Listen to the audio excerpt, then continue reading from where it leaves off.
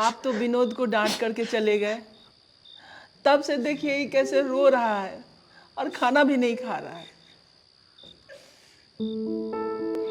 देखो बेटा, मैं तुम्हें जो कुछ भी कहता हूँ या जिसके लिए गुस्सा करता हूँ, उसके पीछे तुम्हारे खुशहाल भविष्य का मैंने सपना देखा है। तुम्हें एक पते की बात बताता हूँ।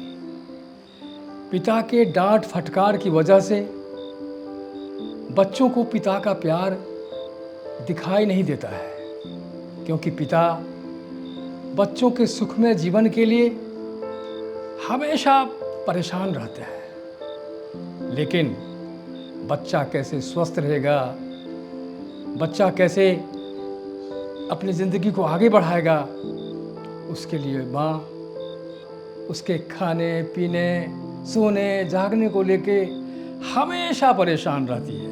इसीलिए बच्चों को माँ का प्यार दिखाई देता है।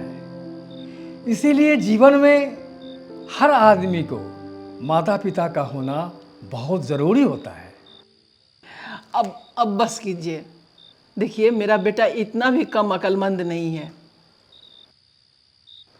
जाइए ना, आप जाइए, फ्रेश हो जाइए, जाइए।